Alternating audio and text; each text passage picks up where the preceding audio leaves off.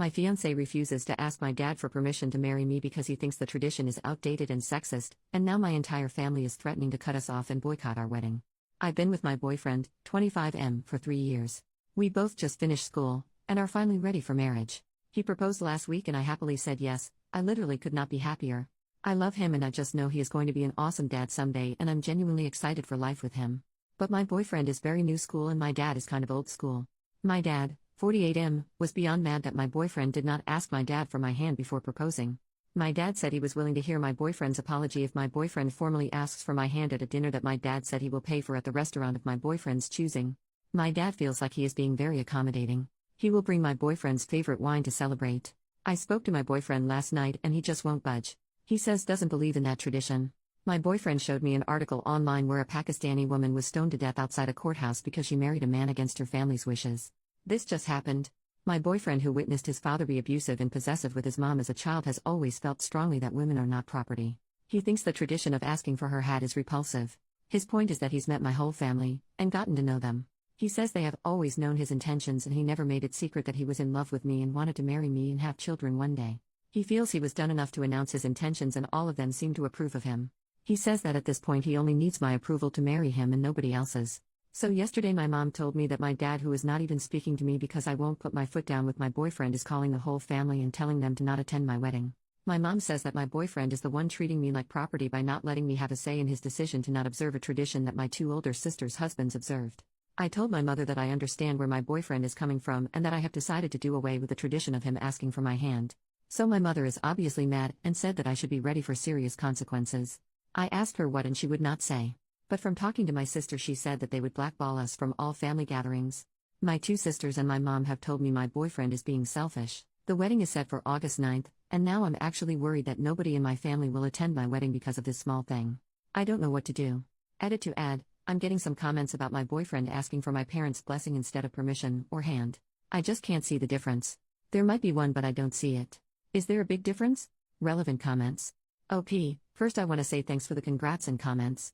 I was just thinking as I read some comments here. One comment said that my parents should not have staged the boycott either way. So maybe the boycott signals something more than just my father wanting to be included in some way. I don't know. I'm now worried that the boycott and calling all my relatives signals more controlling issues that my dad has that I never noticed before.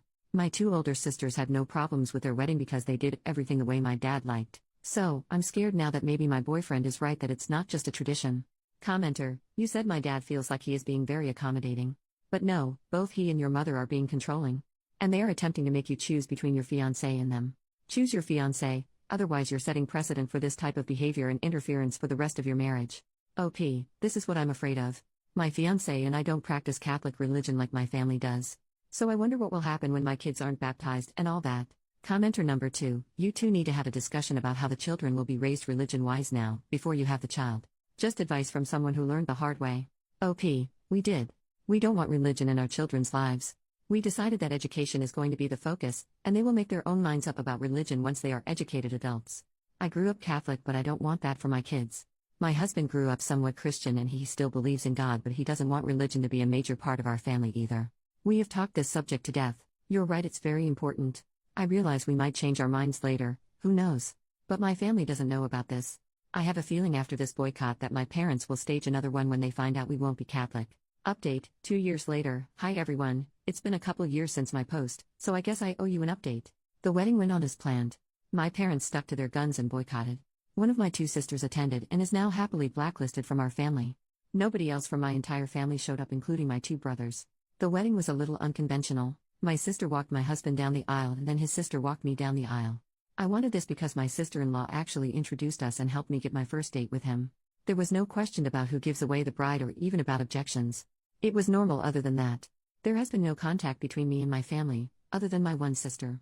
My mother has made it a point to send me a card every time that they have a family gathering for holidays or birthdays at their house, just to let me know that my father says I'm not invited. I get one almost every month. I don't even read them anymore, I just toss them. I know why they keep sending them because I've made no effort to contact them and I live over 3 hours away, so it's not like I will run into them by accident. The reason I came back to post this here is because some people here made a prediction that came true, that they would come crawling back when we had children. I am now expecting our first child, a baby girl, and we're so excited. She will be the first grandchild for my parents. My parents found out about the pregnancy a few months ago through a family friend. They didn't waste any time in making demands, not requests, demands. My boyfriend and I are not religious, but I had a Catholic upbringing.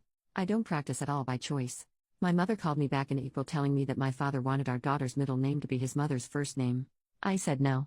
My father was listening in on speaker, so I went ahead and told them that they were officially uninvited from all birthdays, graduations, and any other important dates in her life.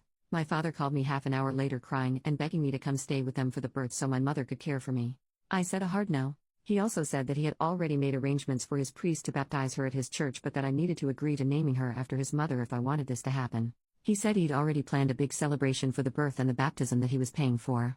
I said no to all of it. He went from meekly trying to sweet-talk me to raising his voice at me, and I hung up.